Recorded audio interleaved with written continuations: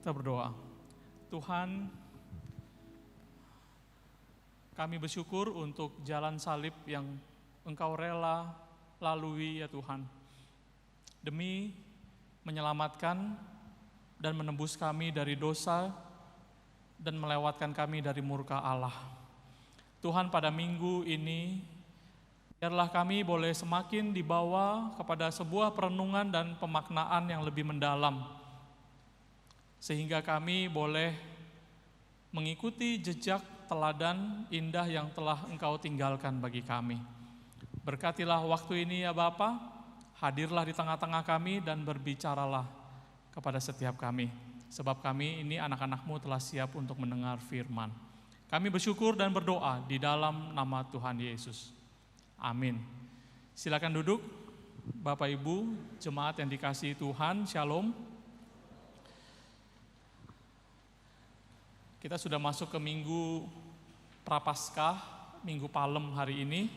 Dua bagian firman Tuhan dalam perjanjian baru saya akan bacakan bagi kita sekalian. Yang pertama-tama dari surat 1 Yohanes pasal yang kedua. 1 Yohanes pasal yang kedua, ayat yang pertama sampai ayat yang ke-6. Surat 1 Yohanes pasal yang kedua, ayat yang pertama sampai ayat yang ke-6, demikian bunyi firman Tuhan. Anak-anakku, hal-hal ini kutuliskan kepada kamu supaya kamu jangan berbuat dosa. Namun jika seorang berbuat dosa, kita mempunyai seorang pengantara pada Bapa, yaitu Yesus Kristus yang adil, dan Ia adalah pendamaian untuk segala dosa kita, dan bukan untuk dosa kita saja, tetapi juga untuk dosa seluruh dunia. Dan inilah tandanya bahwa kita mengenal Allah, yaitu jikalau kita menuruti perintah-perintahnya. Barang siapa berkata, aku mengenal Dia, tetapi tidak menuruti perintahnya, ia adalah seorang pendusta dan di dalamnya tidak ada kebenaran. Tetapi barang siapa menuruti firman-Nya, di dalam orang itu sungguh sudah sempurna kasih Allah. Dengan itulah kita ketahui bahwa kita ada di dalam Dia. Barang siapa mengatakan bahwa ia ada di dalam Dia, ia wajib hidup sama seperti Kristus telah hidup. Bagian kedua, saudara, dalam surat 1 Petrus pasal yang kedua, 1 Petrus pasal yang kedua, ayat yang ke-21 sampai ayat yang ke-25. 1 Petrus 2, ayat 21 sampai dengan ayat yang ke-25, demikian bunyi firman Tuhan. Sebab untuk itulah kamu dipanggil, karena Kristus pun telah menderita untuk kamu dan telah meninggalkan teladan bagimu, supaya kamu mengikuti jejaknya. Ia tidak berbuat dosa, dan tipu daya tidak ada dalam mulutnya. Ketika ia dicaci maki, ia tidak membalas dengan mencaci maki. Ketika ia menderita, ia tidak mengancam, tetapi ia menyerahkannya kepada Dia yang menghakimi dengan adil. Ia sendiri telah memikul dosa kita di dalam tubuhnya di kayu salib, supaya kita yang telah mati terhadap dosa hidup untuk kebenaran. Oleh bilur-bilurnya kamu telah sembuh. Sebab dahulu kamu sesat seperti domba, tetapi sekarang kamu telah kembali kepada gembala dan pemelihara jiwamu. Saudara, yang berbahagia adalah kita yang senang membaca firman, dan yang paling berbahagia adalah kita yang senang melakukan firman di dalam kehidupan kita sehari-hari. Hari ini kita sudah masuk ke dalam puncak dari rangkaian bulan Lenten kita, masuk ke dalam minggu Prapaskah, di mana kita akan memaknai sengsara dan derita Tuhan Yesus ketika Dia menanggung segala dosa kita. Yang puncaknya nanti adalah pada Jumat Agung dan pada perayaan Paskah pada minggu depan. Saudara, minggu Prapaskah ditandai dengan masuknya Tuhan Yesus ke kota Yerusalem mengendarai seekor keledai yang disambut sorak-sorai oleh orang banyak dengan melambaikan daun palem dan berseru, Hosana bagi anak Daud. Diberkatilah Dia yang datang dalam nama Tuhan. Hosana bagi Allah di tempat yang maha tinggi. Saudara, ketika Tuhan Yesus masuk ke kota Yerusalem, maka kemudian diikuti perjalanan ini dengan beberapa peristiwa-peristiwa penting lainnya. Yaitu ketika Tuhan Yesus ketika masuk ke Yerusalem dan dia menuju ke bait Allah, dan bagaimana kita melihat Tuhan Yesus menyucikan bait Allah. Ketika dia mengusir semua orang yang berjual beli di halaman bait Allah, membalikkan bangku-bangku dan meja dari para pedagang. Dan berkata kepada mereka, bagaimana mungkin kalian membuat rumah doa ini menjadi sarang penyamun. Saudara, lalu ada peristiwa-peristiwa yang mengikutinya ketika Tuhan Yesus melanjutkan perjalanan di kota Yerusalem. Dia menemui pohon ara dan mengutuk pohon ara. Dan kemudian beberapa peristiwa terjadi, kita menemukan bahwa Yudas menemui para imam-imam dan bersepakat untuk menjual Tuhan Yesus. Lalu setelah itu ada peristiwa bagaimana Tuhan Yesus mengadakan perjamuan Paskah dengan ke-12 muridnya. Dan di situ juga ditandai dengan sebuah peristiwa yang unik bagaimana Tuhan Yesus membasuh dan mencuci kaki ke-12 murid. Lalu setelah itu Tuhan Yesus berjalan ke Taman Getsemani dan berdoa di sana. Selesai doa, Bapak Ibu Saudara, maka Alkitab mencatat dia kemudian ditangkap, diadili. Bahkan ketika diadili, Pilatus menanyakan kepada orang banyak, siapakah yang akan dibebaskan? Tuhan Yesus atau Barabas? Orang banyak memilih Barabas. Dan apa yang akan kulakukan kepada orang ini? Orang banyak itu, saudara, yang tadinya pada Minggu Palem berkata, Hosana, Hosana. Pada saat Tuhan Yesus diadili, mereka berteriak, salibkan dia, salibkan dia.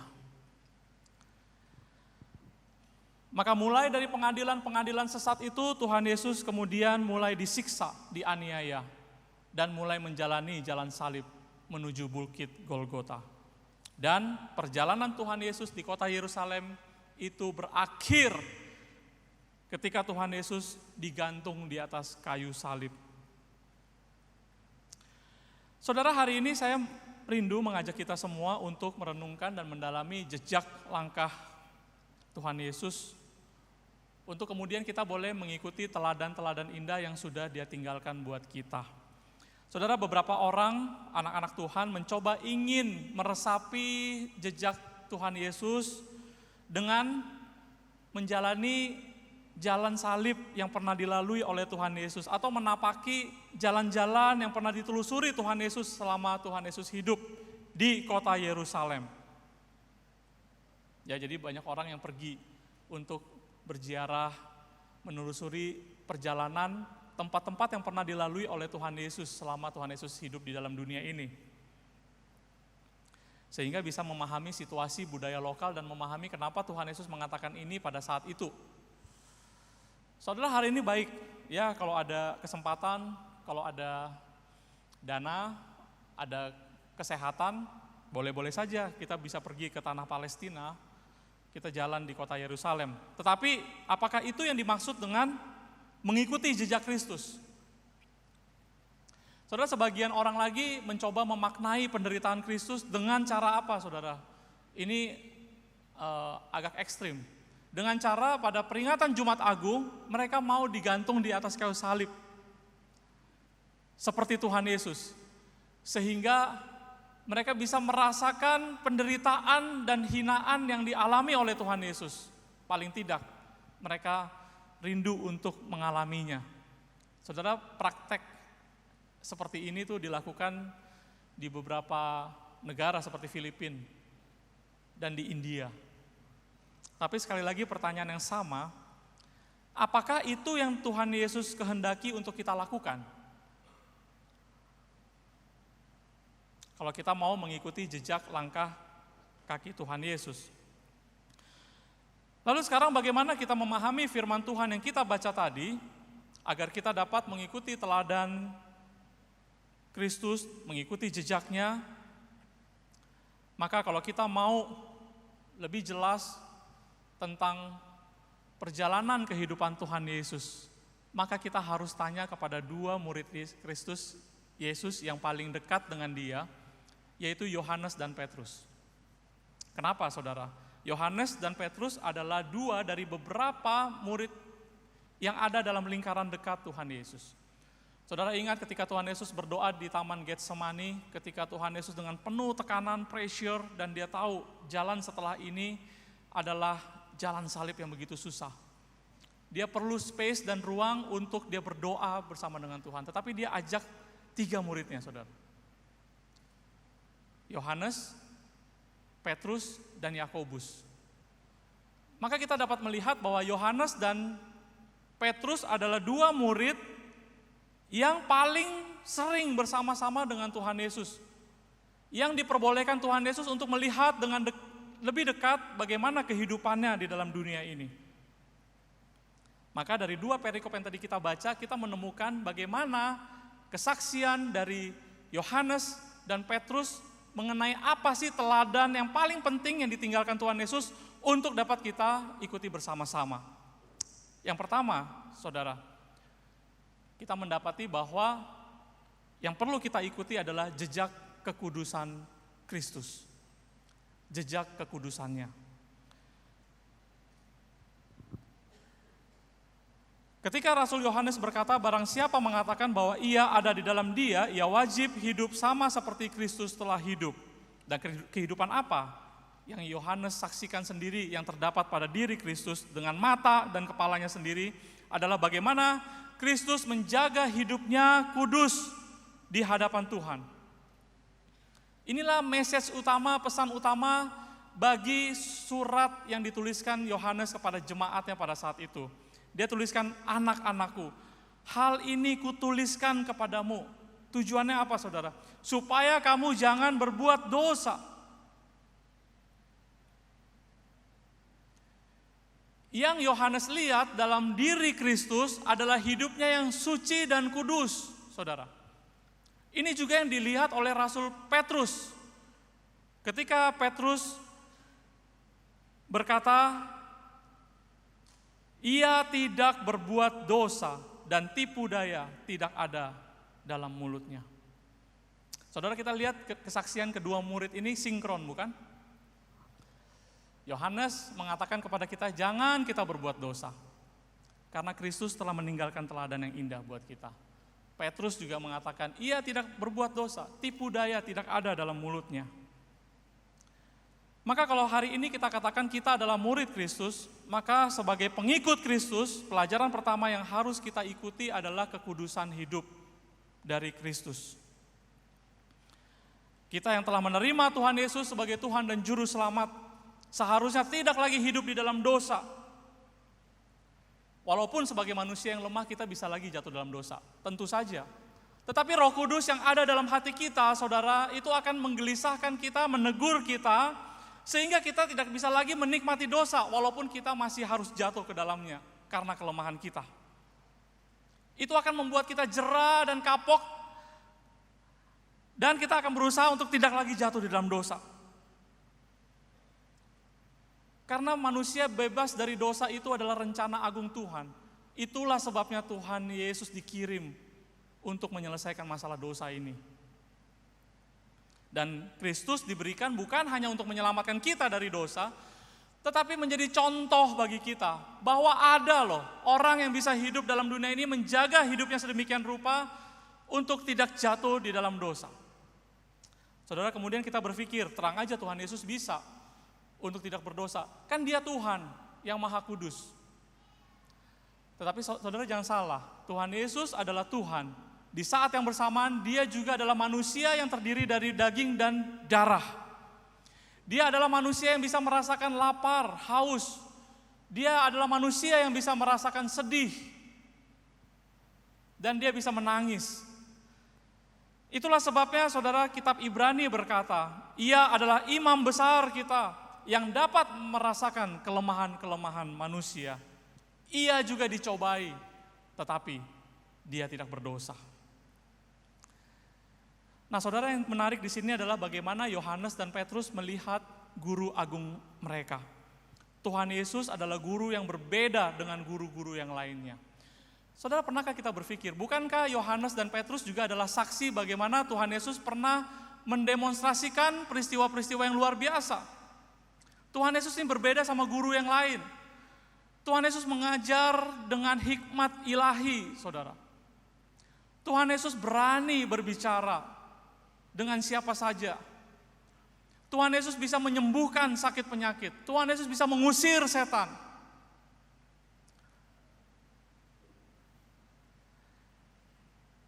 Tetapi kenapa tidak itu semua yang ditekankan oleh Yohanes dan Petrus untuk kita ikuti? Kenapa Yohanes dan Petrus tidak mengatakan kalau kita mau mengikuti jejak hidup teladan pelayanan Tuhan Yesus, maka jadilah seorang pelayan yang luar biasa, yang bisa melakukan hal-hal yang tidak bisa dilakukan orang-orang lain? Pernahkah kita berpikir, kenapa Yohanes dan Petrus yang dia tangkap, kalau kita mau menjadi murid Kristus, mari hidup di dalam kekudusan dan kesuciannya. Saudara, ini penting sekali. Saudara, hari ini banyak orang yang ingin mengikuti pelayanan Tuhan Yesus yang luar biasa dengan mencoba melakukan semua pelayanan, penyembuhan, perbuatan ajaib, mukjizat-mukjizat yang pernah Tuhan Yesus lakukan, penyembuhan, pengusir setan, dan seterusnya. Saudara, saya tidak mau menghakimi sampai di sini apakah itu adalah benar atau tidak. Saya percaya mukjizat masih terjadi sampai hari ini, dan mukjizat dilakukan demi untuk kemuliaan Tuhan. Tetapi yang penting di sini bukan perbuatan pelayanan yang luar biasa, saudara. Bukan itu poinnya. Karena kita semua dapat dimanipulasi oleh tanda-tanda yang terjadi di luar. Tetapi ada satu tanda pertobatan sejati yang tidak mungkin dipalsukan. Satu tanda kita murid Kristus yang sejati, bahwa kita telah menerima Roh Kudus, yang tidak bisa dimanipulasi, saudara. Ketika seorang murid hidup di dalam dunia ini, menjaga betul kekudusan hidup dia. Kalau kita bisa melakukan itu, saudara, itu tandanya Roh Kudus ada. Itu tandanya kita murid Kristus yang sejati. Dan itu gak bisa dipalsukan. Maka Tuhan Yesus pernah berkata, pada hari-hari terakhir banyak orang berseru dalam nama Tuhan. Bukankah kami bernubuat demi namamu? Bukankah kami mengusir setan demi namamu? Bukankah kami mengadakan banyak mukjizat demi namamu? Apa jawab Tuhan Yesus, saudara? Tuhan Yesus berkata, aku akan berterus terang pada saat itu dan berkata, aku tidak pernah mengenal engkau, enyahlah kamu sekalian pembuat kejahatan. Saudara, mari kita perhatikan ini baik-baik. Kita sering berpikir, bukan kalau kita hebat Tuhan akan senang. Kalau kita bisa melakukan hal-hal yang luar biasa yang tidak bisa dilakukan orang lain, Tuhan dipermuliakan. Itu menurut kita. Tapi semua hal-hal yang baik ini menjadi omong kosong, bahkan menjadi sebuah kejahatan besar. Ketika kita lakukan itu semua, di saat yang bersamaan kita masih hidup bergelimangan di dalam dosa. Kita tidak takut berbuat dosa. Bahkan jangan-jangan kita masih menikmati dosa. Orang-orang semacam ini, saudara, bukan sedang melayani Tuhan. Sebaliknya sedang mencoreng muka Allah. Itulah sebabnya Tuhan katakan, enyahlah engkau sekalian dari hadapanku. Karena kamu sekalian, orang-orang tersebut, saudara, adalah pembuat dosa. Saudara, kita dengar banyak ya, orang Kristen yang kelihatannya hebat pelayanannya, atau hamba-hamba Tuhan yang pelayanannya luar biasa, tapi akhirnya dosa-dosanya terkuak. Saudara, menarik, akhir-akhir ini di Netflix, kalau saudara berlangganan, tapi saya tidak promosi ya, ada sebuah film dokumenter, serial Korea, tapi bukan drama Korea, saudara, yang berjudul In the Name of God, A Holy Betrayal. Saudara pernah dengar judul ini? Ini larisnya luar biasa sampai akan dibuat sesi 2. Padahal ini bukan drama Korea, ini adalah sebuah dokumenter terhadap kejadian yang sesungguhnya terjadi, saudara. Di mana pendeta-pendeta besar, gereja-gereja di Korea itu yang jemaatnya ribuan bahkan puluhan ribu itu yang bisa melakukan mukjizat penyembuhan, yang bisa mengusir setan, saudara. Tetapi apa yang terjadi? Ini adalah orang-orang yang ternyata tamak terhadap uang. Dan parahnya lagi adalah orang-orang yang suka melakukan dosa seksual. Saudara melihat film ini, saya kemudian bisa memahami kenapa Tuhan Yesus begitu marah sekali terhadap orang-orang yang seperti ini. Itu sudah ditulis oleh Tuhan Yesus 2000 tahun yang lalu. Matius pasal yang ke-7. Enyahlah kamu sekalian, orang-orang yang bernubuat, melakukan mukjizat demi namaku, kamu sekalian pembuat kejahatan. Aku tidak pernah mengenal kamu. Saudara, mungkin beberapa di antara kita bertanya-tanya terus, Boksu Joshua senang kali ya ngomong soal kekudusan di mimbar metodis ini, udah berapa kali ya? Kenapa, saudara? Karena inilah yang saya pahami tanda seorang murid Kristus yang sejati, tanda pertumbuhan iman yang benar. Ketika kita memperhatikan bagaimana kita hidup sebaik-baiknya, kita menjaga kekudusan hidup kita, seperti apa yang sudah Tuhan contohkan bagi kita. Pada momen peringatan sengsara Tuhan Yesus, mari saya mengajak kita sekali lagi menyesali dosa-dosa kita. Ketika kita melihat Tuhan Yesus yang menderita bagi kita, masakan iya kita masih akan terus-menerus hidup di dalam dosa?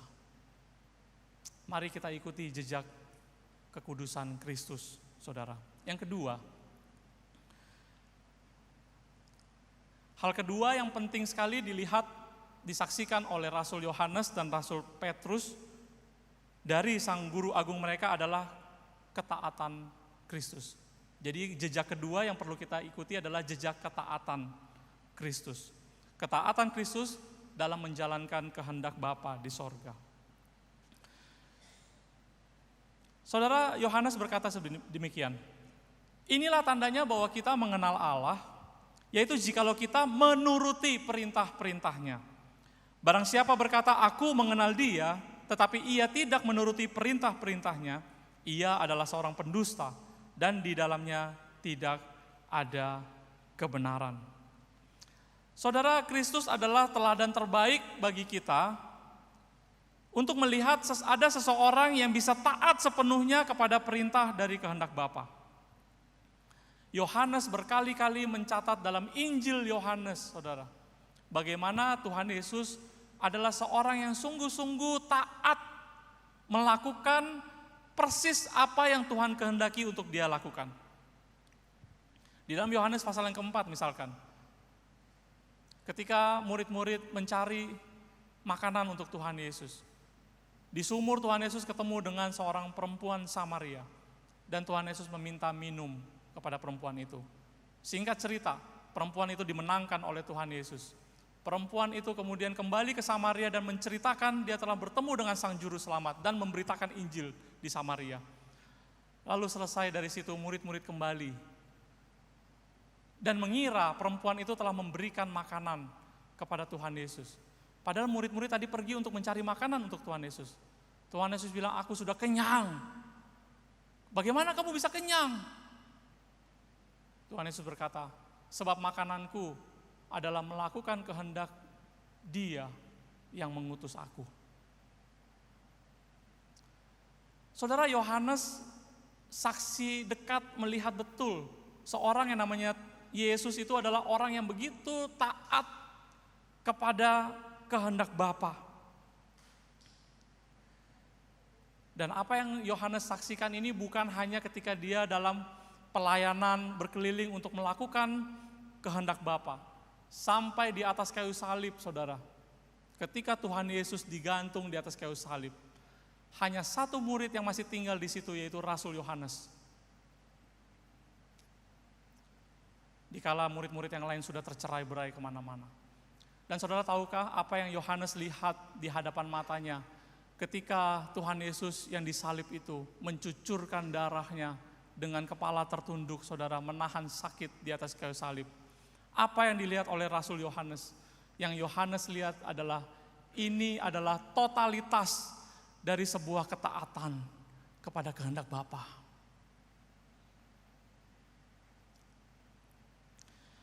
Maka Petrus juga menekankan hal yang sama. Petrus berkata, ketika ia dicaci maki, ia tidak membalas dengan mencaci maki. Ketika ia menderita, ia tidak mengancam, tetapi ia menyerahkannya kepada Dia yang menghakimi dengan adil. Petrus juga melihat dengan jelas bagaimana seorang yang taat kepada kehendak Bapa, walaupun dia dicaci maki, walaupun begitu sulit peristiwa-peristiwa yang harus dialami, tapi dia taat.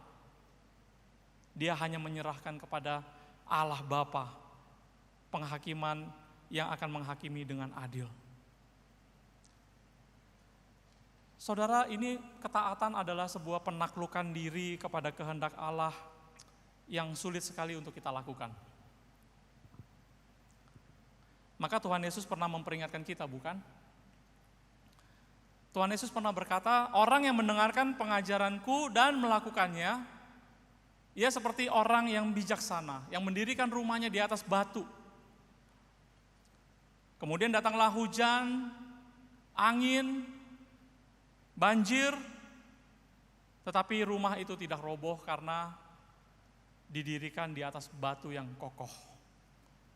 Tetapi orang yang mendengarkan perkataanku tetapi tidak melakukannya, ia sama dengan orang bodoh yang mendirikan rumahnya di atas pasir, yang ketika turun hujan dan datang banjir, angin melanda, robohlah rumah itu dan hebat kerusakannya. Saudara, membangun di atas pasir itu adalah pekerjaan yang menyenangkan. Saudara ingat kalau kita main di pantai, kita suka bikin rumah-rumahan dengan pasir di pantai, bukan? Kita bisa bentuk sesuka hati kita, sangat menyenangkan sekali, mudah sekali, dibentuk apapun juga dia ikut. Tetapi saudara tidak perlu hujan badai, angin banjir melanda. Cukup hembusan ombak pantai 2 atau 3 kali menyiram-nyiram bangunan rumah yang kita bangun di pinggir pantai itu, dia sudah pelan-pelan sudah jatuh, sudah sama dengan bagian pantai lainnya. Itu adalah tanda bagaimana kita suka mendengar firman tapi nggak suka melakukannya. Sama aja bohong. Orang-orang bodoh dikatakan. Saudara, sejak pandemi saya nggak tahu di antara kita banyak gak yang suka mendengarkan khotbah-khotbah yang baik. Ya kesempatan, banyak gereja-gereja menayangkan streaming, kita bisa dengarkan Zoominar, webinar, seminar-seminar, kita bisa cari pembicara-pembicara yang baik.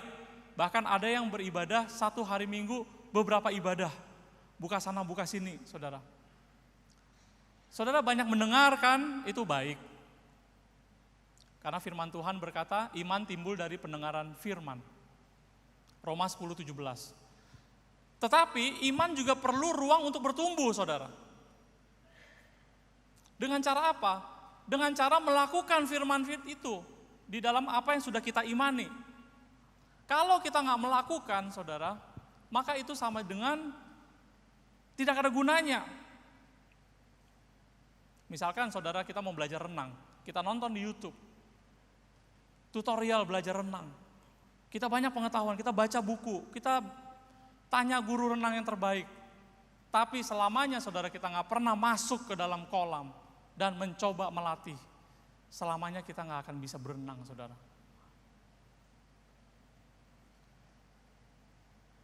Saudara, itulah orang yang mendengar firman tetapi tidak melakukannya, tidak taat untuk melakukannya. Tetapi saudara, membangun di atas batu itu adalah sebuah pekerjaan yang sangat sulit sekali. Saudara pernah mencoba membentuk sesuatu dari batu? Saudara, itu adalah pekerjaan yang sangat sulit. Batu, saudara. Saudara perlu pukul itu berkali-kali. Saudara perlu pukul itu dengan keras berkali-kali. Pernahkah kita berpikir kenapa Tuhan mengumpamakan orang yang mendengar firman dan melakukan firman itu seumpama orang yang sedang membangun di atas batu?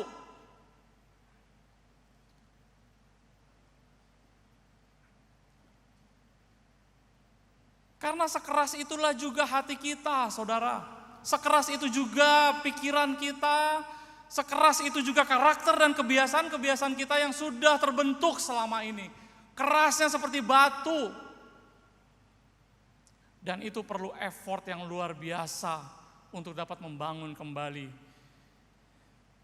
di atas batu. Itulah orang yang mendengarkan firman dan mau melakukannya, saudara. Susah, tetapi kalau itu berhasil, saudara, kalau karakter kita bisa diperbaharui, dibentuk dengan susah payah, maka ingat, saudara, ketika badai hidup itu datang, ketika cobaan itu datang, ketika hujan besar itu, saudara, semua tantangan-tantangan hidup itu datang melanda kita, maka Tuhan akan menemukan iman dan kehidupan kita yang kokoh.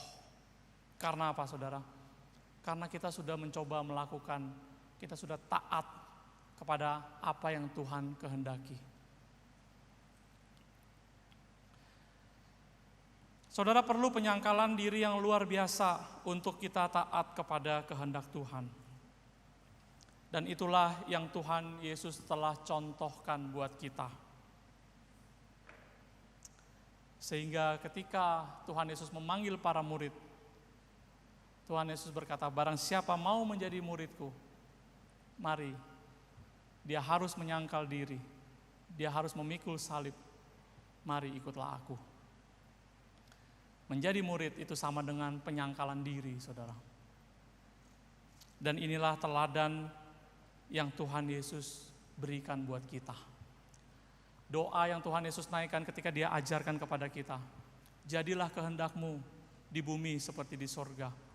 Doa yang sama Tuhan Yesus ulang di Taman Getsemani. Yang saya percaya beberapa penafsir juga katakan, doa ini yang terdengar oleh Petrus dan Yohanes di Taman Getsemani.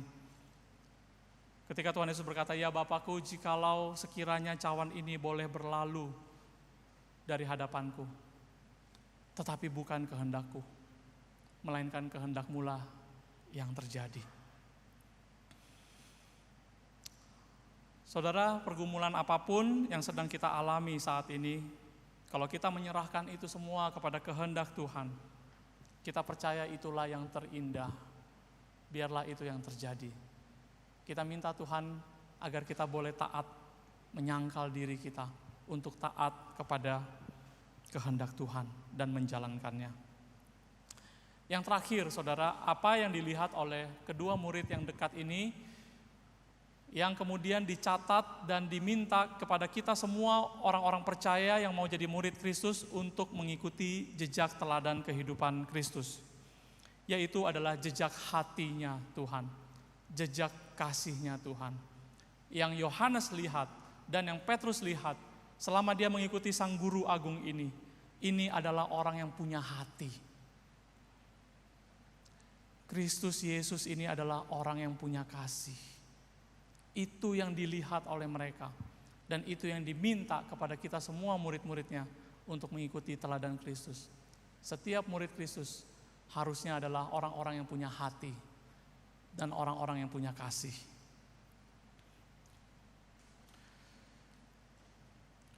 Saudara, Petrus berkata, ia sendiri telah memikul dosa kita di dalam tubuhnya di kayu salib, supaya kita yang telah mati terhadap dosa, hidup untuk kebenaran.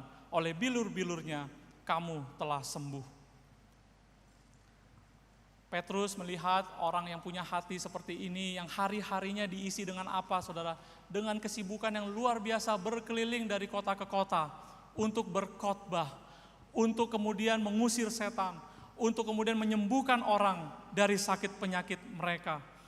Saudara, saking sibuknya sampai ia pernah katakan, serigala punya liang, tetapi anak manusia bahkan tidak punya tempat untuk meletakkan kepalanya. Kenapa Tuhan Yesus lakukan ini, saudara? Bukan agar dia kejar popularitas, bukan supaya dia dihormati orang-orang sekampung, sekota demi kota, tetapi supaya di dalam ketaatannya, saudara, dia menunjukkan dia belas kasihan yang ada di dalam hatinya. Saudara, bahasa Inggris berkata compassion. Compassion. Hatinya, saudara. Saudara, saya pernah berdiskusi mengenai passion dengan seorang pendeta senior. Pendeta, saya sebut namanya saja, Pendeta Bubi Tikwalu. Saya pernah bicara dengan dia, Pak, bagaimana mengenai passion, panggilan Tuhan terhadap hidup kita, berkaitan dengan talenta kita. Saya selalu bicara passion. Lalu Pak Bubi kemudian menjawab saya, Jos, yang penting bukan passion kamu. Yang penting ada compassion, ada belas kasihan. Kalau passion, kamu hanya melakukan sesuatu yang kamu gumulkan, yang cocok dengan apa yang ada di dalam hatimu. Tetapi ketika compassion itu adalah sesuatu yang Tuhan taruh di dalam hatimu, walaupun itu tidak sesuai dengan apa yang menjadi talentamu, kamu tetap harus lakukan itu.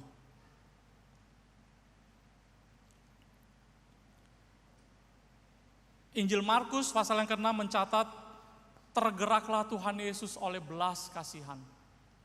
Karena dia melihat orang banyak lelah dan terlantar, seperti domba tak bergembala. Saudara, catatan Markus ini adalah, kita percaya, Markus mencatat Injil, Markus ini adalah murid daripada Rasul Petrus. Itu yang Petrus lihat, yang dia ceritakan kepada Markus untuk ditulis. Kristus Yesus tergerak oleh belas kasihan karena orang banyak. Saudara sekalian yang dikasihi Tuhan, bagaimana dengan kita sebagai murid Kristus? Apakah orang dapat melihat ada jejak hati Kristus di dalam hati kita? Apakah Tuhan hari ini bisa mendapati di dalam diri kita ada belas kasihan, compassion itu, saudara?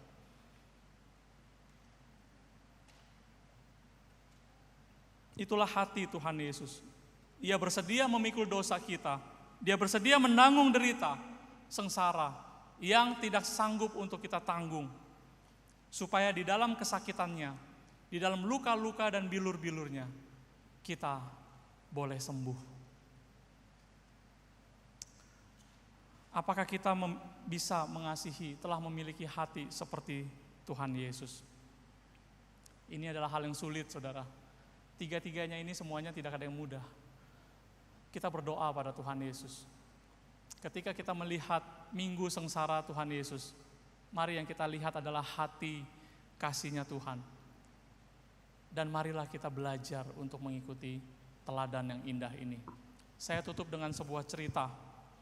Suatu ketika Mother Teresa melayani di Australia, saudara. Di beberapa kota di Australia.